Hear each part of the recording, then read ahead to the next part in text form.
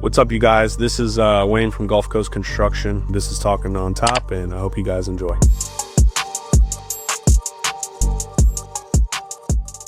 Just want to give a big shout out to Atlas, one of the main shingles that we sell out here in Texas as well as in Louisiana. They are such a huge help to our success as far as giving us a quality product every single time we put a shingle on a roof. We cannot thank our representatives as far as Renee Marks, Dan and Mark, and all the guys that we deal with when it comes to our services that they provide for us. So if you ever need a roof or you ever need a shingle put on anything in your life, make sure you go with Atlas.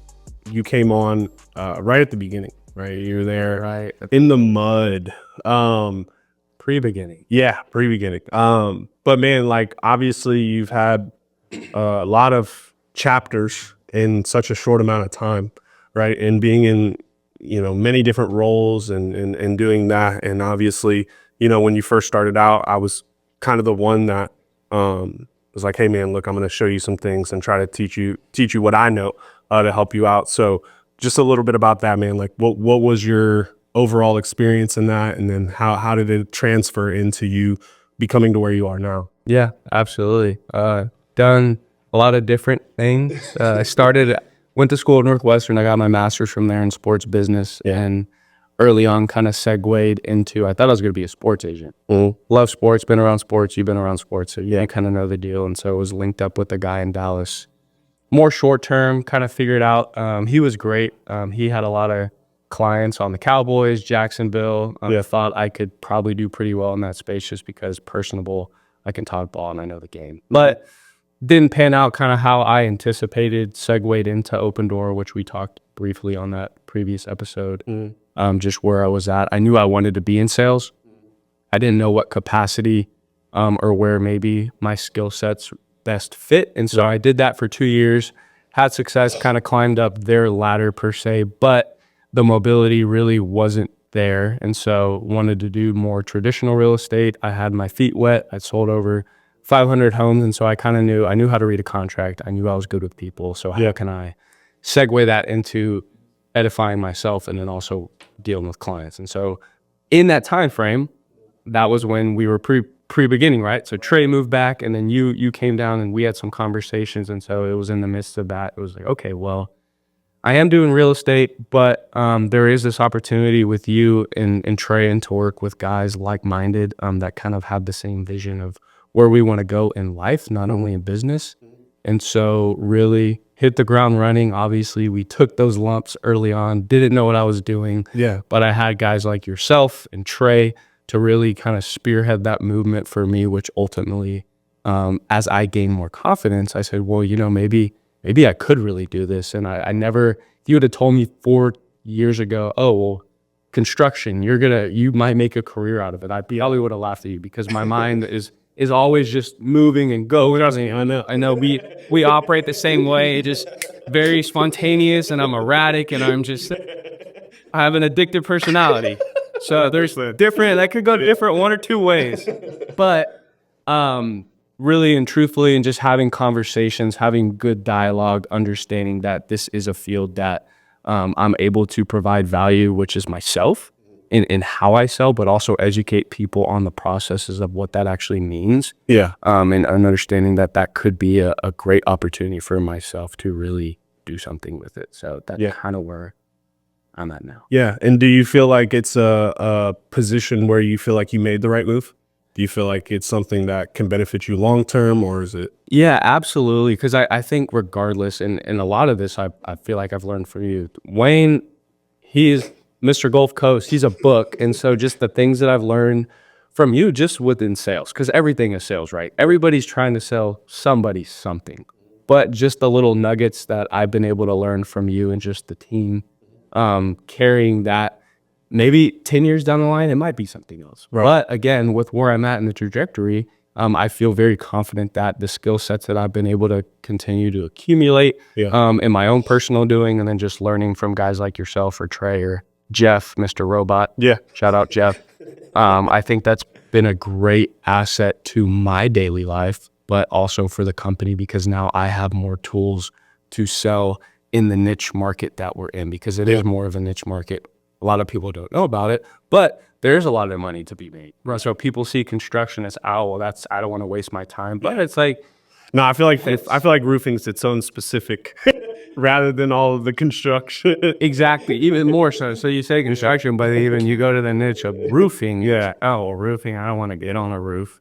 But you do it the right way and you understand the actual business of it. It is exciting and there's a lot to learn. And so I think that can just be a culmination of there's so much that it has to offer. So why not get uncomfortable learning something new, but then also being able to use those skills for whatever it is maybe I do in the future. Right. But also while we're building out this branch, because there's so much business down here in Texas. Yeah, no, 100%. And it's crazy because, like, obviously the dynamic that I had with you was, like, kind of completely different from BJ, right? So, like, with you, I was a lot hands-on. You know, I was like, hey, every sale that we went through for probably, the first 20, 30 sales that we did, you were with me, right? And that was, like, one of the things that I noticed about you from the very jump was, like, okay, I only have to say this thing 1 or 2 times around this guy, and then he can literally say it word for word back to that client, right? And Judy Cole.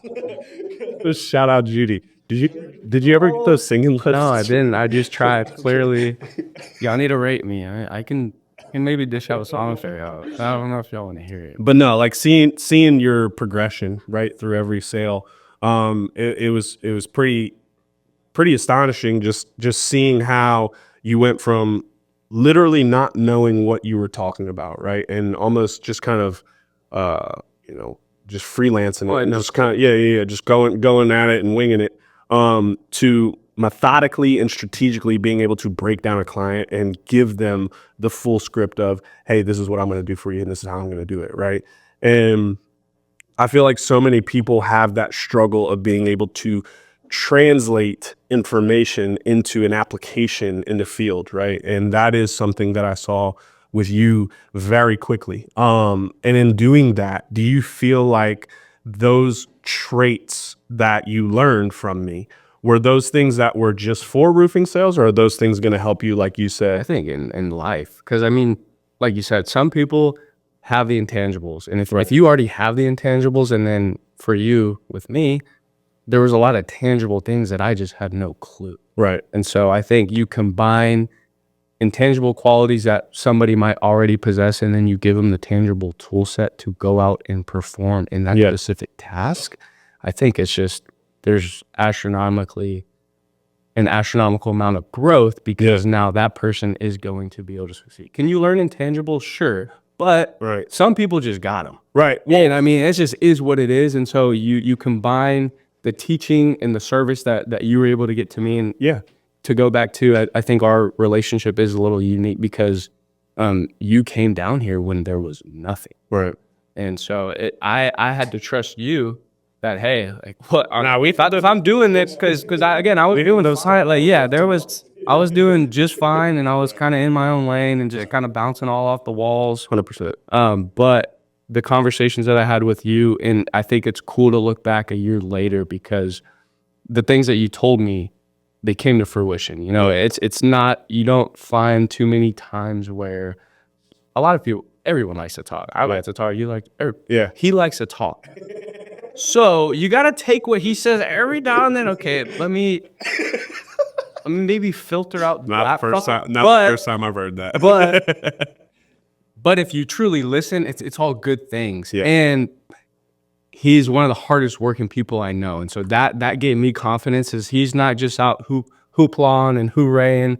He's going to tell you something, but he's going to follow it up with the action. And I think that's the biggest thing that kind of sold me. And okay, we can actually do this. This is a guy that is about his business first and foremost, which I respect, because he wants to help people, but he wants to get to his bag for himself, but more so for his employees. And so that's something that I've always, from day one, been appreciative of him, of just his willingness to, he does so many things for the company, and the owners are tied up in everything, but he takes time to give back to his people. And I think it pays dividends to grow those individuals to where now he can take that step back. You can take that step back because now you have people doing it at a highly effective level. No, I appreciate that. And it's crazy you said a year ago, because literally a year ago yesterday was the day we ate steaks at your dad's house with Colin and everybody.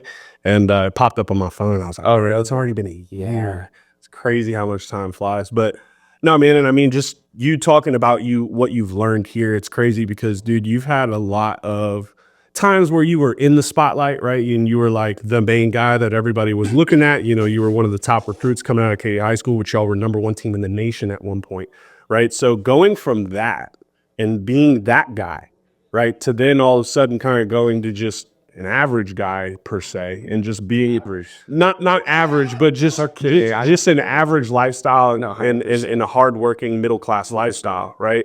What did you learn in that transition of your life? Because I know a lot of ball players, man, who were phenomenal ball players, man.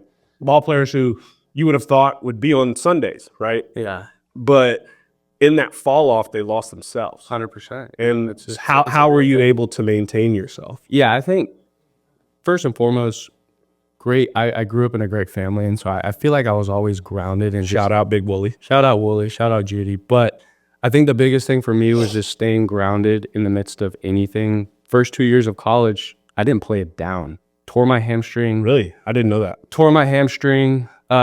Missed the full season. Next season, I'm healthy. I'm starting to get reps with the starters. Fall camp comes around, tear my hamstring again, out of the lineup. And so That's like for people that don't, in football.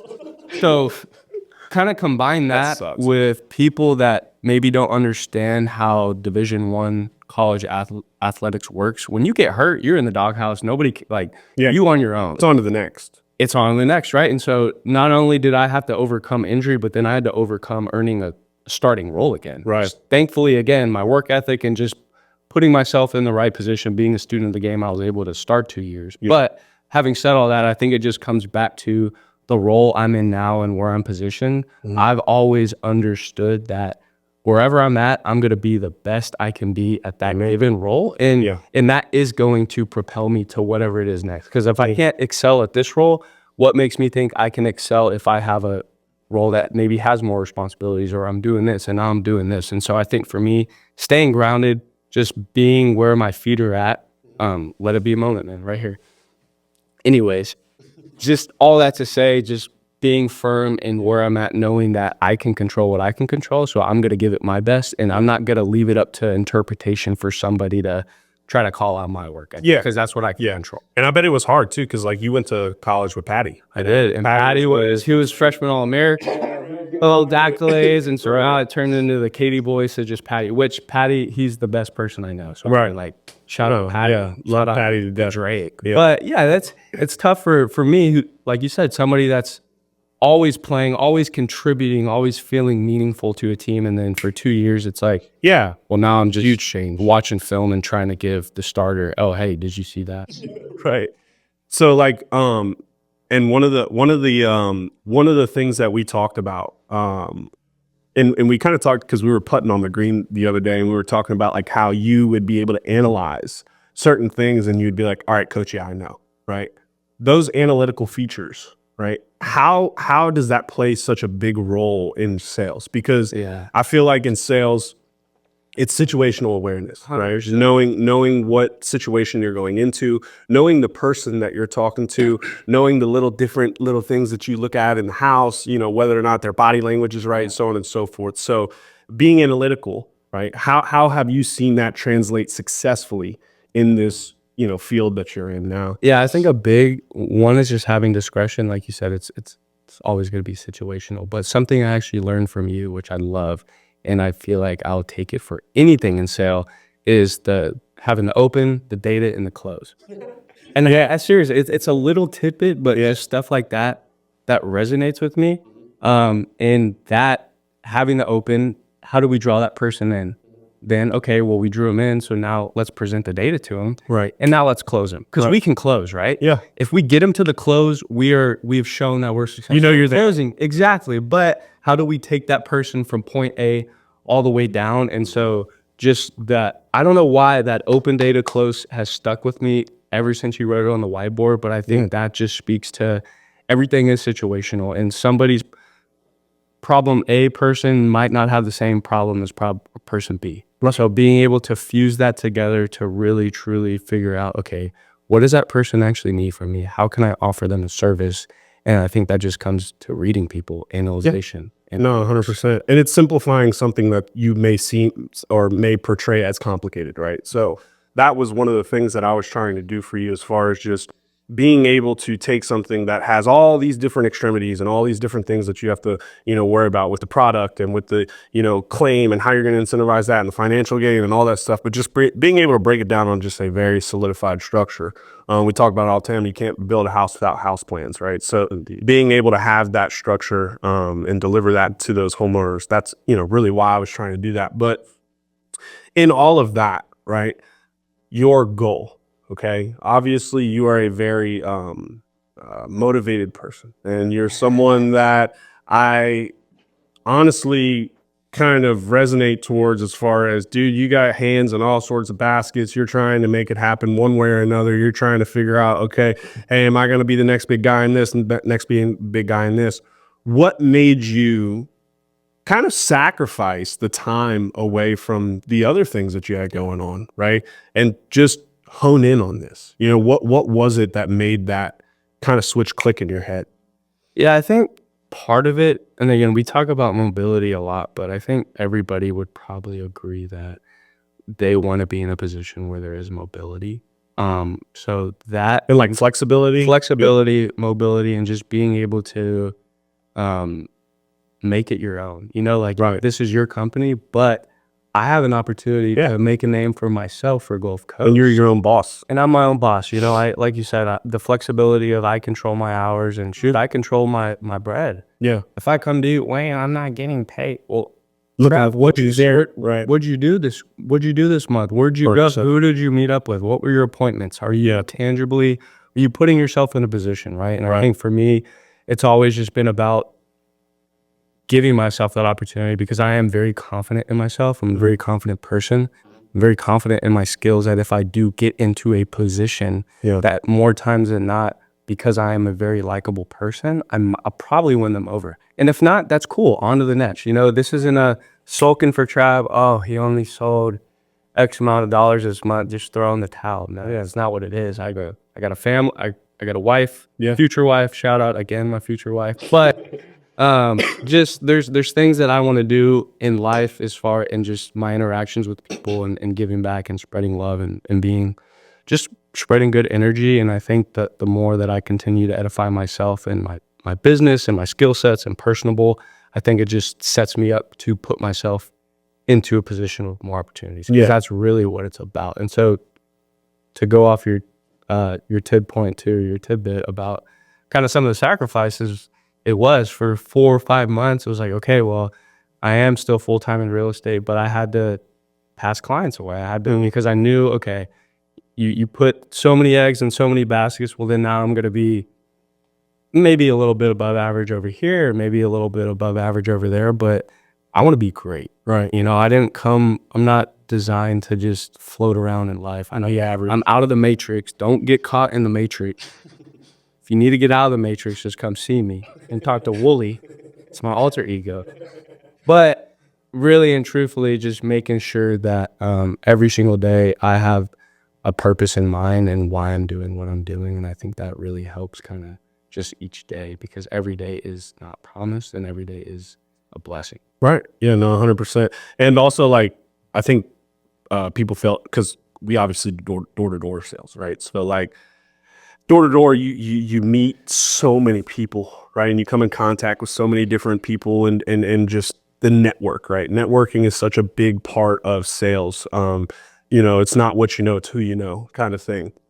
And in that process of you door knocking and you meeting these different people, right, I feel like it also opens up other avenues for you to take advantage of, as far as your other business ventures and things that you have going on, right? You sell them a roof, and all of a sudden now they want to sell their house, but you got that up on the chopping blocks too. So, for someone that's coming into roofing sales, right, and someone who's thinking at home, like, okay, what type of sales position do I want to do, right? Because there's so many different fields of sales and so many different structures and things like that. What is something that you pull from, as far as like, okay, yes, I could go sell, cars, or I could go sell this, right? But what was it that, the That's a roofing, good question. what was it? I think specifically with roofing, one, especially at Gulf Coast, I'm gonna shout out Gulf Coast real quick too.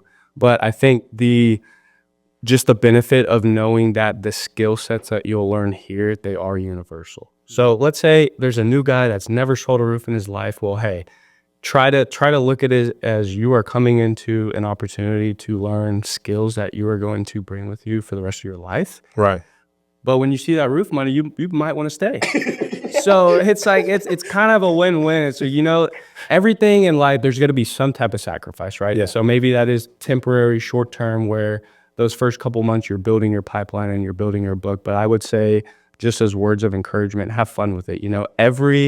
Every conversation is an opportunity to learn something from it. 100%. Whether that's a yes or a no for the sale, but it could be a yes and, oh, this just clicked it. Oh, I could say this next time. And so treating it like a game, right? Life is a game. And so it's just putting yourself in front of more people in more doors, and doing what you need to do. But I think the biggest piece of advice or somebody getting into new roof sales is that you hear the word roof and you hear niche and it's, oh, well, now I am bogged down by just roofs. And that is the farthest thing from the case. Because if you can learn how to sell a roof, Yeah. you could probably sell a lot of things. Right. No, 100%. Because a roof isn't the sexiest thing. It's not the most aesthetic. Hey, do you want a new roof for your deductible? $10,000. Yeah, right. Or do you want this car? Do you want this brand new Lamborghini? So it's just, there's so many, I think, little nuggets that you can take, but you got to want to learn. Right. You can't come in here if you come in here half ass, excuse my language, I don't like to curse. But if you do that and you have that mentality, you're probably going to fail. Yeah. So, And I feel like too, like something that I've learned, right, in roofing sales is like the pace, right? And the way that you're able to sell at such a fast rate. And one of the things is like, okay, if you're selling, a certain product, right, that the lifespan of that product may only be there for so long. Whereas like, dude, we're probably there's a reason why we call it Gulf Coast, because Gulf Coast probably has more storms than anywhere else in the world.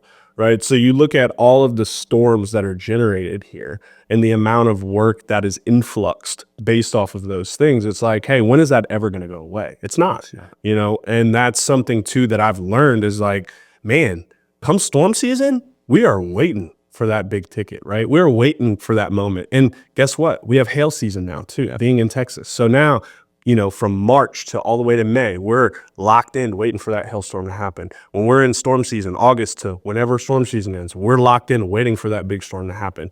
And yes, it's probably a bad thing to say as far as we're waiting on a catastrophe, but in doing that, we're helping those people through that time, right? And that's something that I've had to kind of struggle with myself. It's like, man, I don't want to wish this catastrophe happening, but in doing that, I'm going to make sure when that does happen, I'm going to be the guy that relieves a lot of that stress. How many homeowners have you gone to where it's like, they don't even know what to do? They're like freaked out. They're like flustered. They're just like, oh my gosh. I've never filed a claim, never done anything roof related. Don't know how the deductible works. Don't understand the process. Exactly. So being able to educate people on that and being able to translate your knowledge and your genuine intention of truly wanting to help, even though we do make money off of it, right? But truly wanting to help them through that process and being able to establish that relationship with that person. Somebody's got to make the money. So do we want it to be somebody, like you said, who can explain and educate and walk them through the process? Yeah. Or someone, their right-hand guy, or somebody that has check collector. Doesn't even, check collector, doesn't understand code, just slaps a roof on, and then 10 years later, that roof falls apart and now they're not guaranteed their warranty because they just put it on terrible. Right. 100%, man. And that's something too, man. Just like the product, right? The product and the service. One of the things that I try to break down as far as the sales process, that's such a big advocate to your success, right? Is being able to explain that product or explain that service in a way that truly does, benefit that homeowner in a long-term stance, right? Because I think we've come to understand too, just from being in it for so long, there are products that are better than others, right? So you got someone who's just slapping the cheapest shingle or the cheapest roof on, and next thing you know, like you said, 5-10 years later, they're dealing with the same exact problem. Whereas if you just put an upgraded shingle or an upgraded roof, $2,000-$3,000, you're salvaging another 5-10 years of lifespan, right? So that is something too, man, that I think is such a big pivotal point in sales when it comes to this specific industry, is selling the best product, right? And truthfully, it's in any industry, right? The best product's going to sell itself. The reputation of the product's going to sell itself. The people that that come in contact with that product and come in contact with the service, they're going to be the ones to talk about that. And let's talk about that for a second, right? So you've had your pipeline, you've developed your clientele of roofs. How do you take advantage of getting those other clients from that client? Does that make sense? As far as the referrals, as far as getting from one roof, you get three, right? And I think that's been one of the best sources of our business. And I think it goes back to things we've already talked about. We have the best product, right? We have the best guys to do it. And the way that we educate and actually develop relationships, I think oftentimes in a B2C sale, it's just, hey, like you said, you turn into a check collector. Oh, let me just come get the check from you. But we're there from the time that, whether it's retail or insurance, right? Whatever it is, we're there from start to finish. Yeah. We go to the build, 100%. We answer any questions they have, we alleviate any pain points. And so I think, build a genuine relationship with that client to where if one of their friends has an issue, they have no problem. They can pick up that phone. Hey, you don't need to talk to anybody else. You need to talk to Gulf Coast. You need to talk to Travis. You need to talk to Wayne. Yep. I've had plenty of clients that I will get a call. Hey, so-and-so referred me. He says you'll take care of me. That's the easiest. I don't have to sell anything. Yeah, you got to sell. I already sold myself to somebody else. And that just, like you said, it turned into 2 or 3 more. And so I think the more that we can continue to educate these homeowners or clients and just do good business, we're going to get retention. Yeah, and it's such a different stance as far as like, you're talking about like car sales, right? You go in there, you buy a car, he wants to give you the highest price possible, and then he wants to get you out the door because he wants to get to the next client that just walked in the door, right? With us, we try to take that time. And to your point, I mean, you were talking about the build. You could go back all the way to the adjuster meeting and, the filing the report and everything like that. I mean, dude, there's just so many steps. Correct. Where you have to, establish that trust. Well, and it's funny you say that too. I've been on plenty of inspections where I've done the assessment report. I let them know, hey, your roof's okay. We don't need to file a claim right now. But if you want to talk in the future, and so just transparency and being honest, I'm not there to make the sale. I want to educate. Right. 2 months later, they're calling me, hey, let's go ahead and see what we can do with this roof. Yeah. So I built and established trust, right, to where they know I'm not trying to rip them off. And then 2 months later, boom, I get the sale. Yeah. So no, that's awesome, man. And I'm glad that you're able to learn that in this process, as well as learn that from our company, dude, because that is a testament to the other guys, right? And you being kind of one of the guys that started with us, it's one of those things where we look to you for that confirmation of what we try to preach to those younger guys and what we preach to those newer guys, because it's easy for an owner to sit there and be like, okay, well, yeah, I own the best company, or my company's the best, or I got the best structure. But to have a guy who's been in it and made the money, right, and then be able to be transparent with him and say, hey, man, look, I've been in this company. This is how it operates, and this is how it works. It just makes our validation a lot more clear cut, right? And that's something that, dude, I appreciate the hell out of you for, man. Truthfully, I know you have a betting channel, Willie Bets. So do you want to say anything as far as the locks of the week? Locks of the week, or you can do locks of the year. We got the Eagles and Chiefs coming up. Everyone wants the Eagles to win. I want the Eagles to win. But here's what when's this pod? Here's what I tell all my clients. You beat the game, you don't beat the game. I don't need you playing 50 games. I need you playing. So this is a genie ball prediction. If you could take first, actually, real quick, do not gamble. I never encourage gambling. If you do, you beat the game and not the games. You don't go bet 10 plays. You don't put in 10-team parlays. He's preaching to himself right now. I'm preaching to myself, preaching to you. You pick your best game, and you go all in according to your units. So that means hammer the Eagles. So We hammer the We Eagles. like the Eagles, but if you want to make an emotional hedge because you know the Chiefs are going to win because it's rigged, go bet Travis Kelce touchdown, Chiefs money line, propose to Taylor Swift. We're at plus $1,800, plus 1,800 odds. $100 pays you $1,800. You can thank me later. All right, lock of the year right now. Lock of the year right now. I need to go. I need to get in the lab. Where's Breggy going? Reggie's going to the Tigers. You heard it here Thought first. Yankees, but he's going to the Tigers. Breggy's going to the Tigers. Eagles winning the championship. Eagles champion. This is Gulf Coast. Going back to you, if you want to talk to us about anything with roofing, anything with sales, anything with your endeavors or your adventure on becoming your own self-made entrepreneur, like, comment, chat, subscribe, whatever you want to do, man. Reach out to us. We're always willing to help. We always want to help people grow and try to become better at what they want to do. So don't hesitate to contact us to let us give you that insight ourselves, man. It was good talking to you guys, and Willie, I hope that you slam on the Eagles this week. Thank you. Plus, buy it to 3 if you're going to bet it.